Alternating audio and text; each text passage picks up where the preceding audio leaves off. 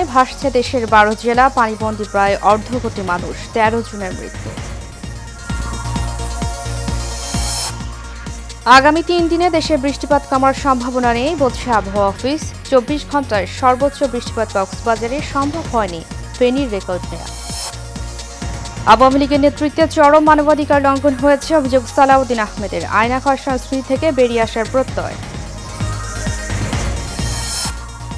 এবং রাজধানীর বাজারে আগের দামেই বিক্রি হচ্ছে বেশিরভাগ পণ্য, বন্যার প্রভাব পড়ার আশঙ্কা।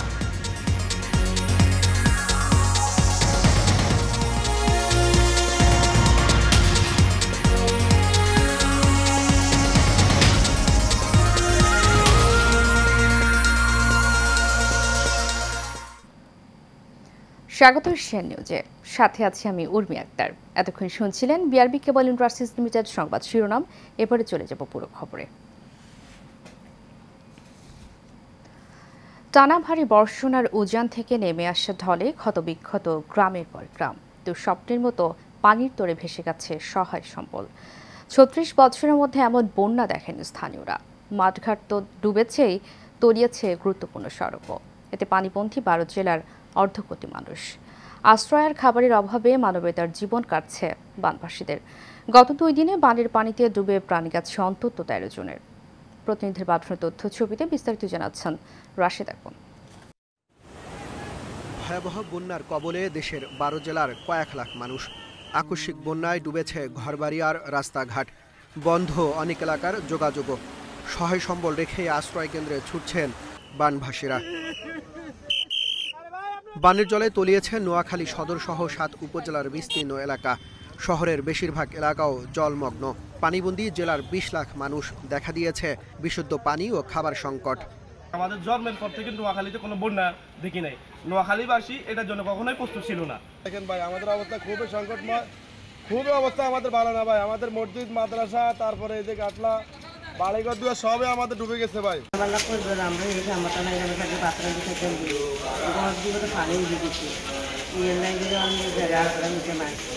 একই অবস্থা কুমিল্লার বেশ কয়েকটি উপজেলার। বুড়িচংয়ে গোমতী নদীর বাঁধ ভেঙে প্লাবিত নতুন নতুন এলাকা। ঢাকা চট্টগ্রাম মহাসড়কে পানি ওঠায় ব্যাহত যান চলাচল। শিক্ষা প্রতিষ্ঠান ও কমিউনিটি সেন্টার সহ বিভিন্ন আশ্রয় কেন্দ্রে যাচ্ছেন বানভাসীরা। চট্টগ্রামের 16 উপজেলার নিম্নাঞ্চল ভাসছে বানের জলে। সবচেয়ে বেশি খারাপ অবস্থা হাটহাজারী ও ফটিকছড়িতে। হালদা নদীর বাঁধ ভেঙে প্লাবিত নতুন নতুন এলাকা। তলিয়েছে খাগড়াছড়ি ও রাঙামাটির বিস্তীর্ণ জনপদ। মৌলভীবাজারে বন্যা পরিস্থিতির আরও অবনতি। জেলায় পানিবন্দী 6 উপজেলার অন্তত 3 লাখ মানুষ। এদিকে মুন ও ধলাই নদীর বাঁধে ফাটল দেখা দেয় আতঙ্কে স্থানীয়রা। বাচ্চা কাচ্চা লই এই মালচা বানাটা নিয়ে আমরা খুব কষ্ট। এর মাঝে গরম মাঝে যে জিনিসপত্র আছিল সব আমরা পানি তোলে। এখন আমরা অসহায় মানুষ, কোনদিন আমরা কই পাইমু? কিচ্ছু নাই, অস্তিত্ব কিচ্ছু নাই। খালি পিন্নর কাপড় লইয়া লই আমরা আইছি। ও দেখো তাই গরো গিয়া কিচ্ছু আছে না, আমরা খানি নাই, খানি নাই। আমরা খাইতাম কই থেকে, চুলা উলা নাই। আমাদের ঘরে যা সম্পূর্ণ আছিল পানির তলে আছে। আমি কিছু আনার মতন না, খালি বাচ্চাটা লইয়া জন্য বাড়ি আইছি। স্বামী হইল প্রতিবন্ধী, তাই ন বিজি বিজি ডুব দিয়েছেন। 5 জন মানুষে পানির তলে থাকি তুলিয়া ডাবু দিয়া লইয়াছে। রাত্রে আবার চিরামুড়ি দেওয়া হয়েছে। শুধু শুকনা খাবার খাইয়া আমরা এখন দিন যাপন করতেছি, খুব কষ্টে আছি আমরা। হবিগঞ্জে বন্যা পরিস্থিতির অবনতি হয়েছে। 5 উপজেলার 22 ইউনিয়ন বন্যা কবলিত। এখনও বিপদসীমার 192 সেন্টিমিটার উপর দিয়ে প্রবাহিত হচ্ছে খোয়াই নদীর পানি। নতুন করে প্লাবিত হচ্ছে অনেক এলাকা। দুর্ভোগে বানভাসীরা। Rashed Akon, Asian television. দর্শক, বন্যার আরও খবর জানাতে নোয়াখালী থেকে সরাসরি যোগ দিচ্ছেন সহকর্মী মাহবুব আলম। যে মাহবুব, আমাকে শুনতে পাচ্ছেন? মাহবুব, বন্যার সর্বশেষ কি খবর রয়েছে আপনার কাছে, আমাদেরকে জানাবেন। উর্মি, গত 24 ঘন্টায় কিন্তু নোয়াখালীতে কোনো বৃষ্টিপাতের সংবাদ আমাদের কাছে নেই। তবে বন্যা পরিস্থিতি স্থিতিশীল রয়েছে। 2-1টি উপজেলায় পানি কিছুটা কমলেও অন্যান্য উপজেলার ভোগান্তি কিন্তু কমছে না। সাধারণ মানুষ অনেকে আশ্রয় প্রকল্পগুলোতে এবং আশ্রয় কেন্দ্রগুলোতে চলে এসেছে। আমি আপনাকে জানিয়ে রাখি, যে মানুষগুলো শেষ মুহূর্ত পর্যন্ত অপেক্ষায় ছিল, তারাও কিন্তু এখন আশ্রয় কেন্দ্রে আসতে শুরু করেছে। এছাড়া আমি আপনাকে আরেকটু জানিয়ে রাখি, ডিসি অফিস থেকে কিন্তু আমাদেরকে জানিয়ে দেওয়া হচ্ছে নতুন করে নগদ 24 লক্ষ টাকা এবং 800 মেট্রিক টন চাল নতুন করে বরাদ্দ দেওয়া হয়েছে, যেগুলো বিভিন্ন আশ্রয় কেন্দ্রে পাঠানো হচ্ছে। এছাড়া পানি উন্নয়ন বোর্ড আমাদেরকে যেটি জানিয়েছে যে যদি বৃষ্টিপাত না হয় তাহলে খুব দ্রুতই এই পানি নেমে যাবে। এবং আমি আপনাকে আরেকটু জানিয়ে রাখি, আমি একটি আশ্রয় কেন্দ্রে আছি, যেখানে গত 3 দিন থেকে বৈষম্য বিরোধী ছাত্র আন্দোলনের সদস্যরা তারা বিভিন্ন ত্রাণ সহায়তা তারা দিয়ে যাচ্ছেন। তাদের সঙ্গে একজনের সঙ্গে আমি কথা বলবো যে আপনারা এখানে আশ্রয় কেন্দ্রটি করেছেন, সেখানে কি ধরনের সার্ভিস দিচ্ছেন এবং কেমন লোক এসেছে এখানে?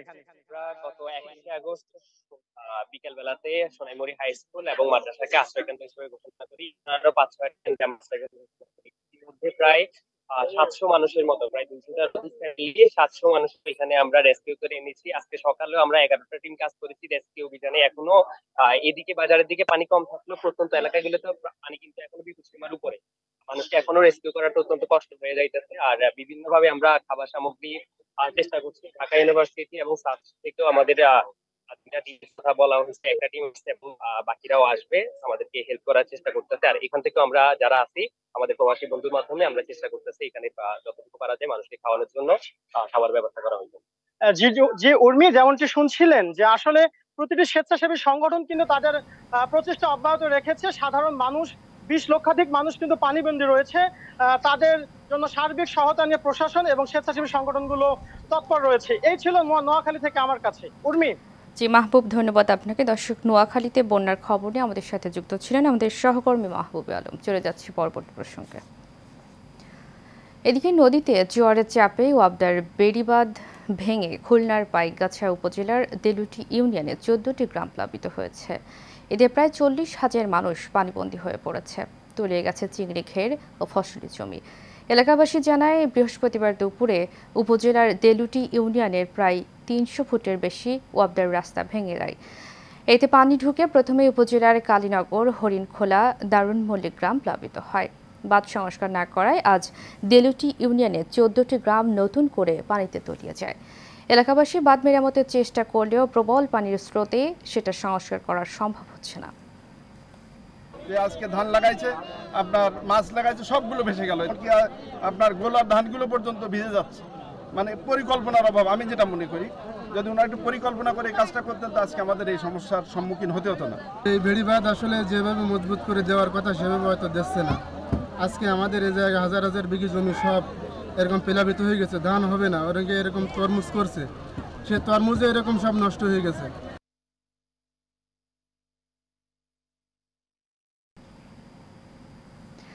চলতি মাসের 16 তারিখ থেকেই দক্ষিণ পূর্ব ও উত্তর পূর্ব অঞ্চলে ভারী থেকে অতি ভারী বৃষ্টিপাত অব্যাহত রয়েছে, যা আগামী 72 ঘন্টা কমার সম্ভাবনা নেই বলে জানিয়েছে আবহাওয়া অধিদপ্তর। আজ আবহাওয়াবিদ মোহাম্মদ মনোয়ার হোসেন এই তথ্য জানান। তিনি বলেন, 26 তারিখ থেকে বৃষ্টি কিছুটা কমতে পারে, তবে আজকে কিছুটা কম বৃষ্টিপাত হতে পারে। গত 24 ঘন্টায় কক্সবাজারে 151 মিলিমিটার, চট্টগ্রামে 143 মিলিমিটার, কুমিল্লায় 49 মিলিমিটার বৃষ্টিপাত রেকর্ড করা হয়েছে। তবে ফেনীতে বৃষ্টিপাতের রেকর্ড নেওয়া সম্ভব হয়নি বলে জানিয়েছে এই আবহাওয়াবিদ। জানান, সেখানে যোগাযোগ করা সম্ভব হয়নি।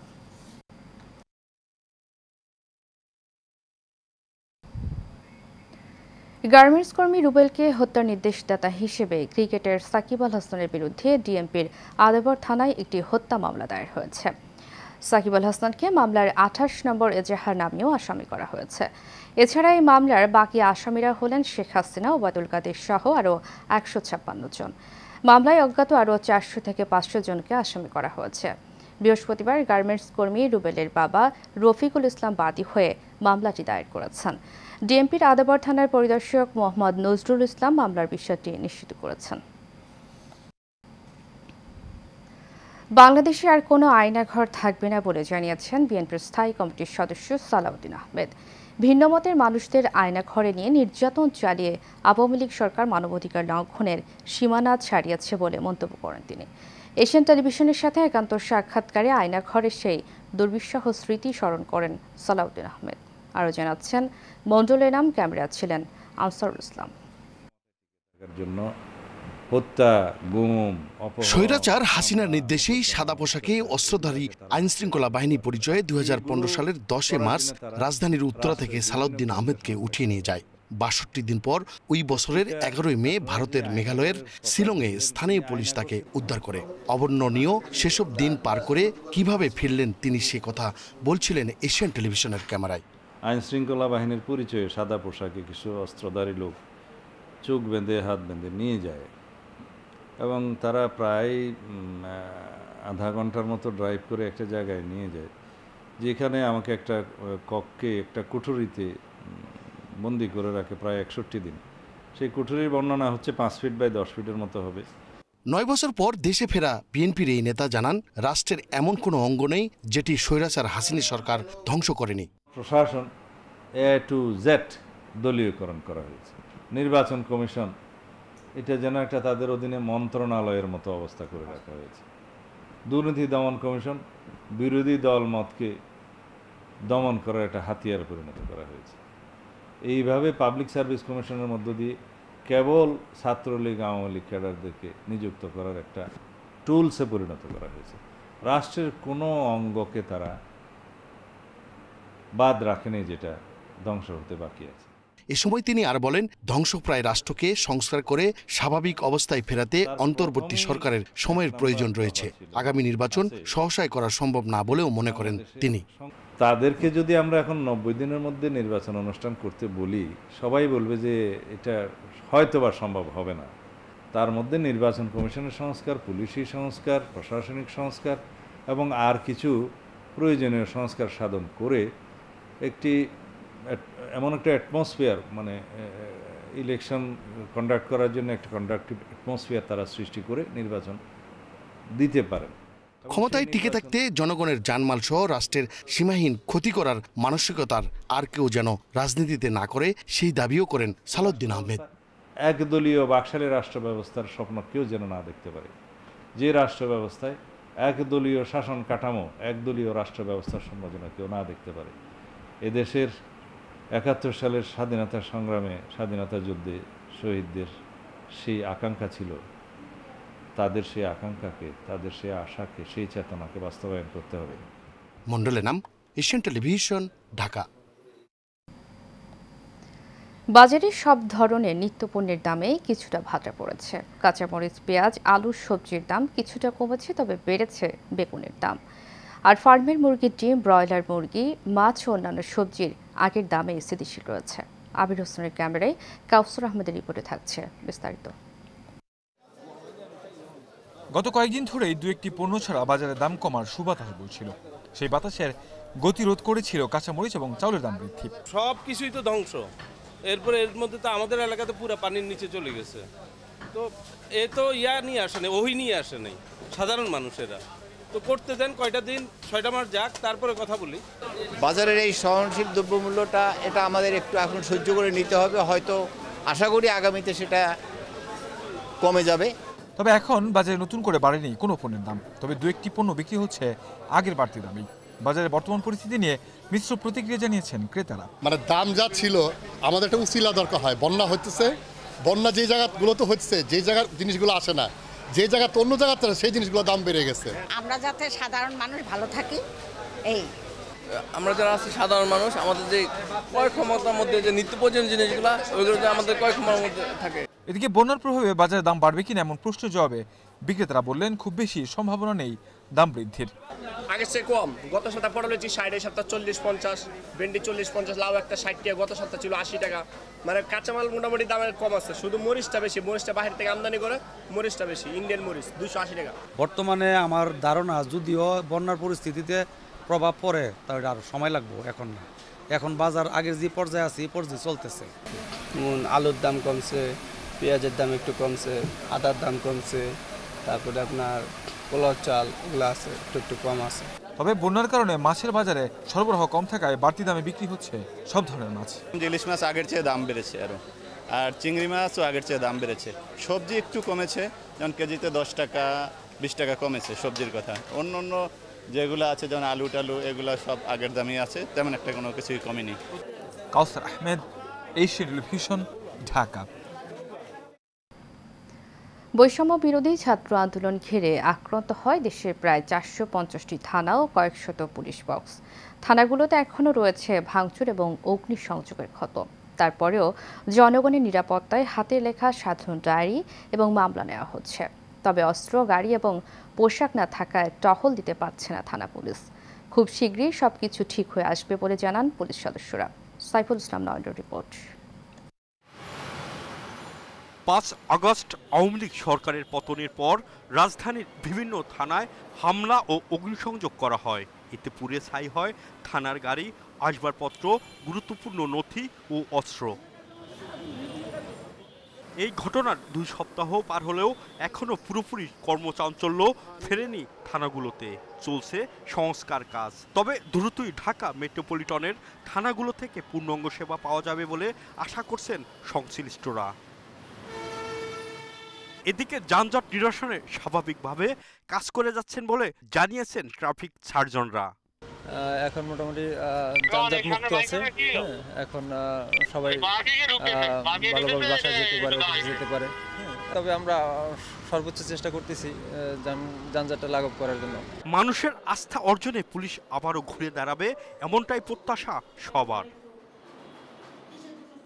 সাইফুল ইসলাম নয়ন, এশিয়ান টেলিভিশন, ঢাকা।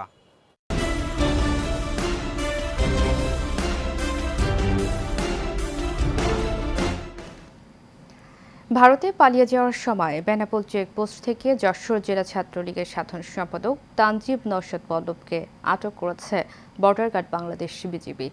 সকাল 9:30টায় বেনাপোল চেকপোস্ট দিয়ে ভারত যাওয়ার চেষ্টা করলে তাকে আটক করা হয়। Benapole BGB company commander Mizanur Rahman জানান, গোপন খবর ছিল যশোর জেলা ছাত্রলীগের সাধারণ সম্পাদক এই পথ দিয়ে ভারতে পালিয়ে যাবে। এমন সংবাদের ভিত্তিতে বেনাপোল আইসিপি ক্যাম্পের বিজিবি সদস্যরা পল্লবকে আটক করে। এদিকে যশোরের শার্শা ও বেনাপোল সীমান্ত পথে অনুপ্রবেশ রোধে সতর্কতা জারি করেছে 49 ও 21 বিজিবি ব্যাটালিয়ন। এর মধ্যে সীমান্তের গুরুত্বপূর্ণ পয়েন্টে বৃদ্ধি করা হয়েছে বিজিবি নজরদারি ও লোকবল।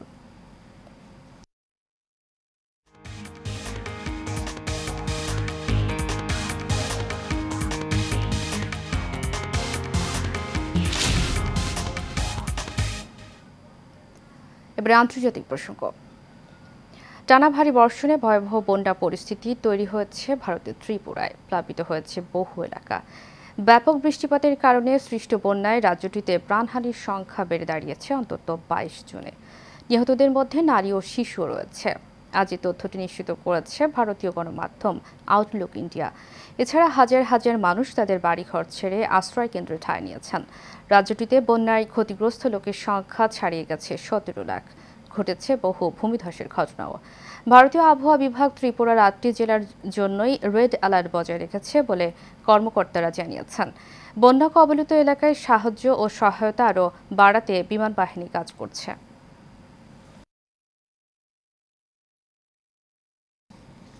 শেষ করব এশিয়া নিউজ। তার আগে বিআরবি কেবল ইন্ডাস্ট্রিজ লিমিটেড সংবাদ শিরোনামগুলো জানাবো আরও একবার। স্মরণকালের ভয়াবহ বন্যায় ভাসছে দেশের 12 জেলা। পানিবন্দী প্রায় অর্ধকোটি মানুষ, 13 জনের মৃত্যু। আগামী 3 দিনে দেশে বৃষ্টিপাত কমার সম্ভাবনা নেই বলছে আবহাওয়া অফিস। 24 ঘন্টায় সর্বোচ্চ বৃষ্টিপাত কক্সবাজারে সম্ভব হয়নি ফেনীর রেকর্ড নেওয়া। আওয়ামী লীগের নেতৃত্বে চরম মানবাধিকার লঙ্ঘন করেছে অভিযোগ সালাউদ্দিন আহমেদের। আয়নাঘর সংস্কৃতি থেকে বেরিয়ে আসার প্রত্যয়। এবং রাজধানীর বাজারে আগের দামে বিক্রি হচ্ছে বেশিরভাগ পণ্য। বন্যার প্রভাব পড়ার আশঙ্কা।